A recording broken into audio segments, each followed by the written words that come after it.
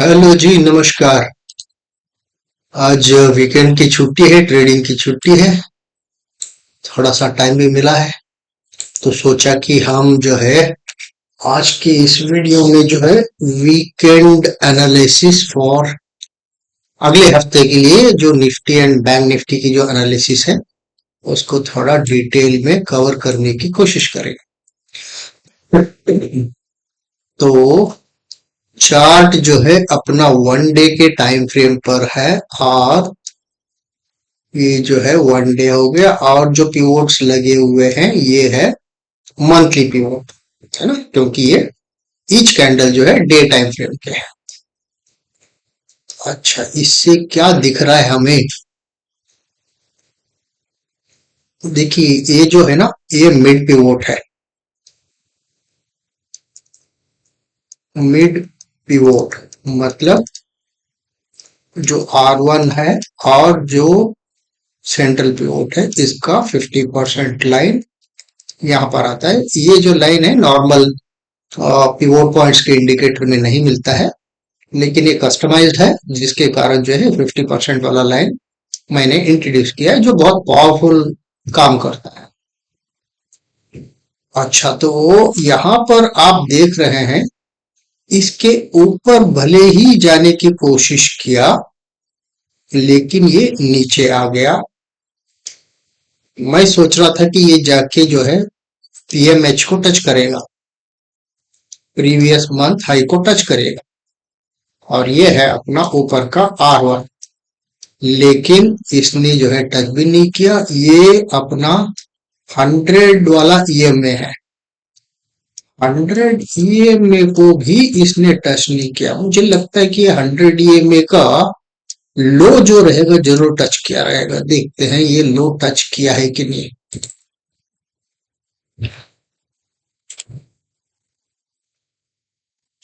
Not this one, 100 वाला लो को देखिए, इसका लो से ही रिजेक्शन यहाँ पर एक बार आया हुआ है। यहाँ पर जो है 100 ईएमए से ही रिजेक्शन आया हुआ है। वो रिजेक्शन आने के बाद एमपी वोट से जो है ये सपोर्ट लेके फिर दोबारा यहाँ तक पीएमएस तक तो जाना चाहिए था, जो नहीं गया। नॉर्मली एमपी वोट जो है तगड़ा सपोर्ट एंड रेजिस्टेंस के जैसा काम करता है। अगला कैंडल जो है मैं यहीं पर ऐसा उम्मीद कर रहा था कि हो सकता है कि थोड़ा ऐसा ऐसा करके ये इसको टच करे, लेकिन इसको पीएमएच को इसने टच नहीं किया, और उल्टा जो है इसके नीचे ही उतर आ गया है। एंड 100 जो ईएमए था इसका लो को इसने, जरूरी नहीं कि हमेशा जो है 100 का मतलब कोई भी ईएमए का आप क्लोज को ही टच करें, नहीं, चैनल का जो हाई होता है, चैनल का जो लो होता है, उनमें से कुछ भी टच करेगा वो मिटिगेट हो गए जैसा ही हमें मानना पड़ेगा। और 100 जो है मिटिगेट हो गया है, बचा है सिर्फ 200 ही, जो अभी तक जो है इसको टेस्ट नहीं किया हुआ है।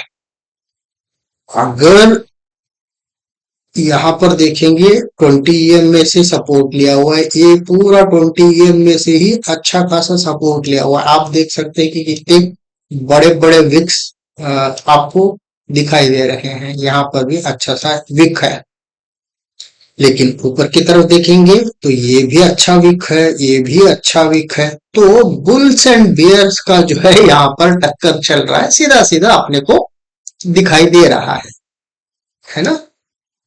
तो क्या वो ये जो 20 में है, अगर इस पे सपोर्ट लेके अच्छा सा बाउंस करके यहाँ पर जाएगा क्या, मंथ एंड तक, पीएमएस तक जा सकता है। अगर ये 20 टूट गया, 20 के नीचे अगर क्लोजिंग मिल जाता है तो मामला गड़बड़ा जाएगा, क्योंकि अभी तक जो है एक बार ये 20 के नीचे क्लोजिंग लिया, लेकिन अगले कैंडल ऊपर उठा लिया, उसके बाद सारे कैंडल जो है ऊपर ही गए हुए हैं, भले ही विक नीचे आया हुआ है, which means that 20 has been playing its role very very well.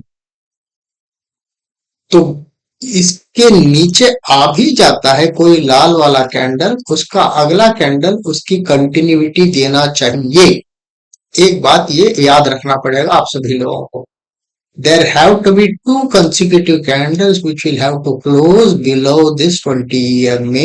Only then we can expect, boss, there is high chances that the CPR will get tested and this particular level, especially the central pivot जो होता है, ये test होने की हर possibility है अगर 20 EMA नीचे दो कैंडल्स क्लोज हो जाते हैं तो, है ना।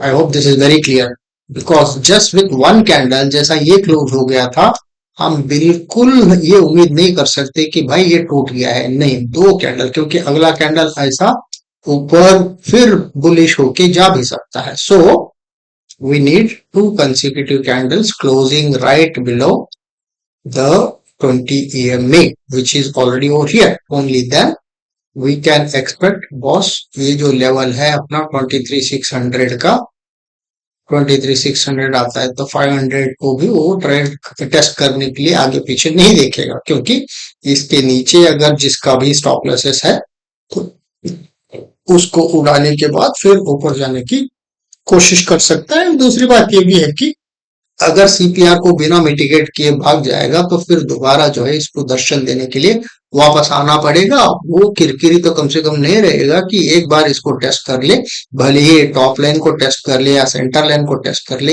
एक बार इसको टच कर देगा ना तो दोबारा इसको नीचे की दर्शन देने का ऑब्लिगेशन नहीं बचा रहेगा। अदरवाइज जैसा ये वाला है जो अनमिटिगेटेड है अभी तक, इसको जरूर जाना ही पड़ेगा किसी भी हालत में। कब जाएगा that's a secondary question, but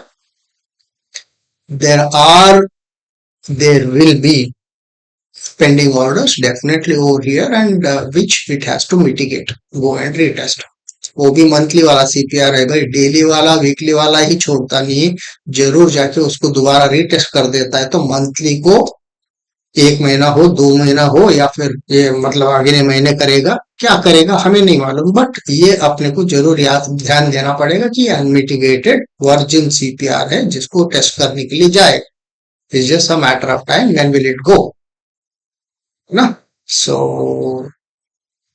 अगर हम 75 मिनट की बात करें, ये तो हो गया क्लैरिटी अपने को भाई। यहां से एक वीकली का भी देख लें, क्योंकि वीकली का बहुत दिन हो गया हमने देखा नहीं है, वीकली का क्या कर रहा है।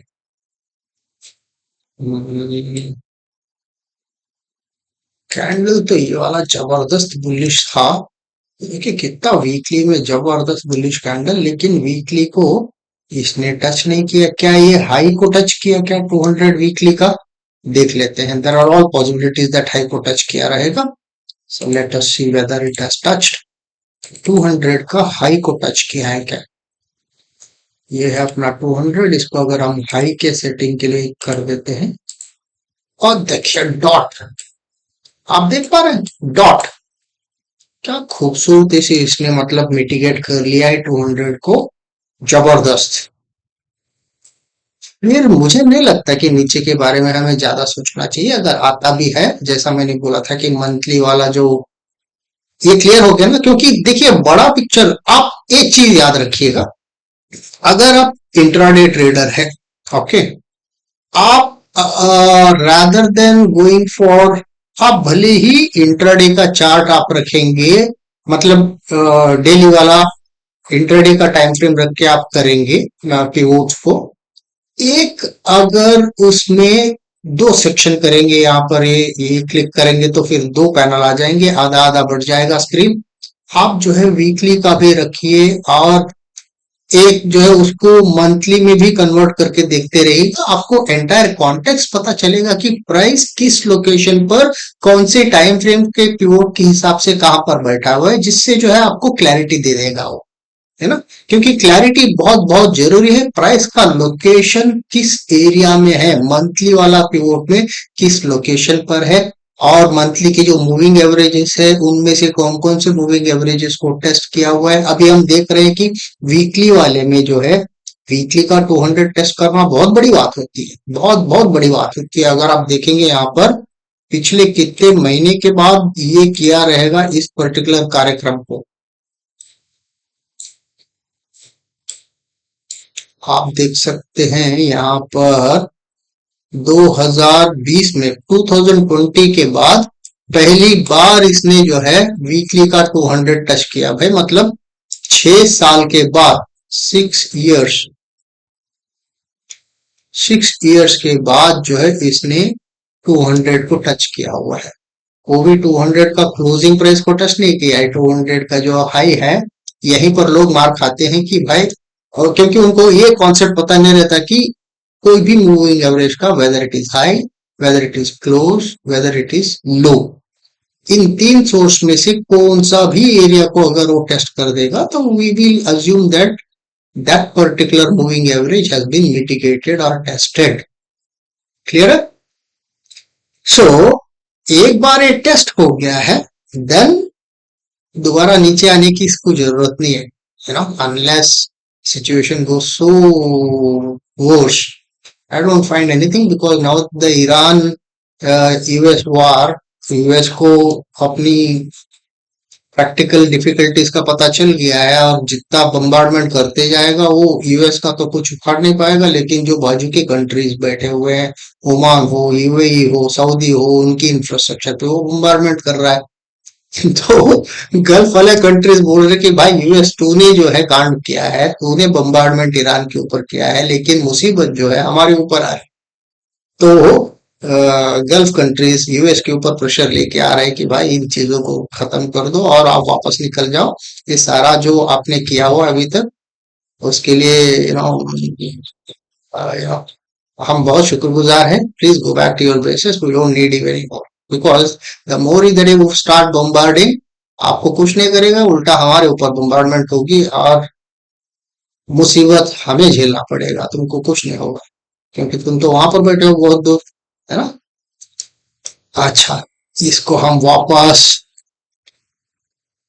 क्लोजिंग पे ही कर लेते हैं, एंड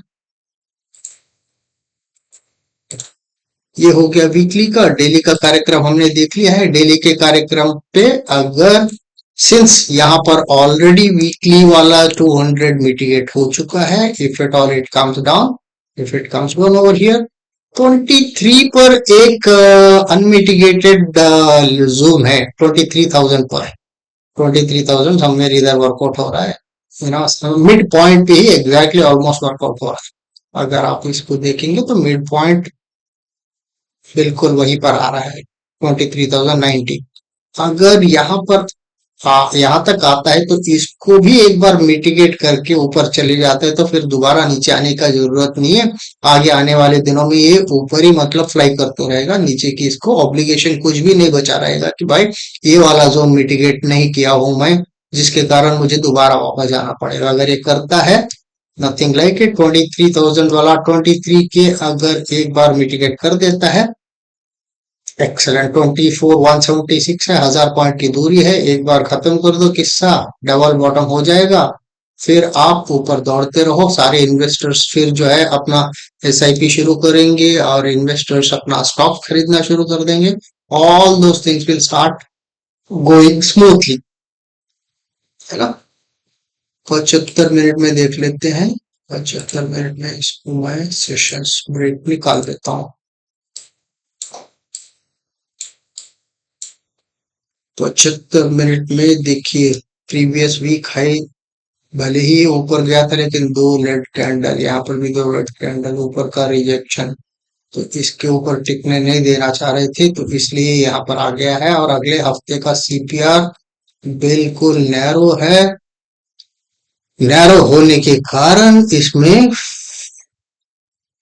इसमें क्योंकि 2 हफ्ता जो है ऑलमोस्ट साइडवेज ही घुमा है ना, तो जिसके कारण ये बिल्कुल नैरो बन गया है। In all probabilities it should, आपका पीएमएच भी यहाँ पर ही आ रहा है, and PM, sorry, PWH and PWL somewhere इधर आ रहा है, वो भी यहाँ पर आ रहा है। सो अगले हफ्ते अगर इसको टच भी करेगा ना, कहाँ तक जाएगा, 23,900, काम बात नहीं बनेगा, क्योंकि अपने को 23,000 तक का है। देखते हैं क्या करेगा, क्या है, ऊपर की तरफ फटेगा कि नीचे की तरफ गिरेगा, है ना। 20 अगर टिक जाता है डे टाइम फ्रेम पर जैसा हमने बात किया है, तो उस पे फोकस कीजिएगा, उसके नीचे दो कैंडल्स आने की जरूरत है, बस उतना कर देगा तो नीचे का कार्यक्रम निश्चय है। नहीं है तो ऊपर की तरफ जरूर वो भागेगा। बैंक निफ्टी को देख लेते हैं। बैंक निफ्टी महाराज क्या कर रहे हैं। अच्छा जी, हमने ये क्या मार्क किया था यार? कुछ तो जोन होगा जिसने वो मिटिगेट कर दिया है, इसको निकाल देते हैं। देखिए रिजेक्शन कहाँ से आया हुआ है। आपका जो मिड पिवोट है ना, मिड पिवोट से ही अच्छा सा सुंदर सा डोजी बना हुआ है और इवनिंग स्टार बन गया है। इसके नीचे और एक कैंडल आ जाता है तो इवनिंग स्टार का जो है,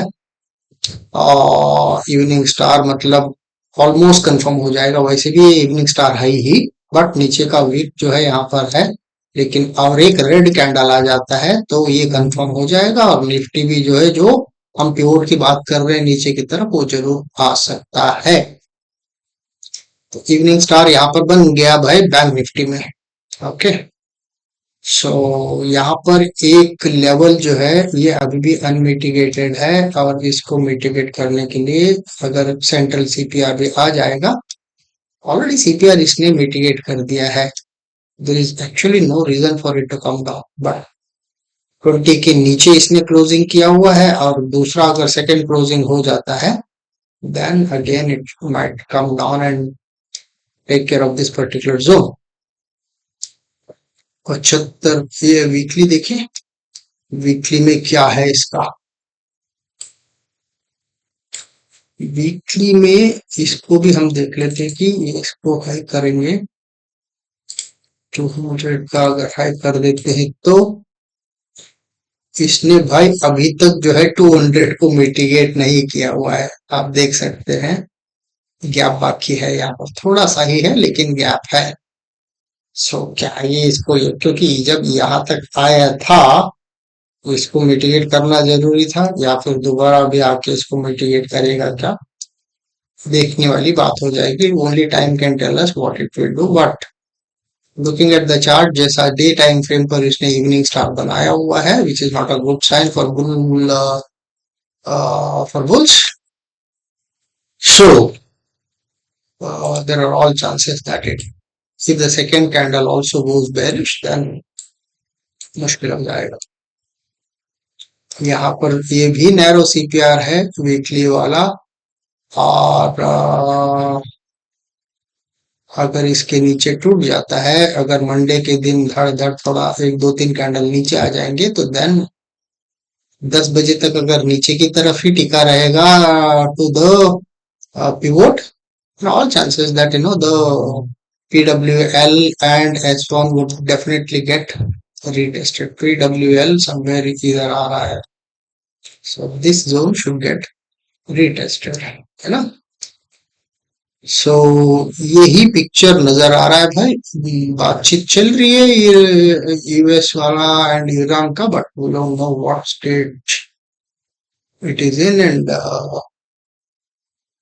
होप फॉर द बेस्ट, है ना।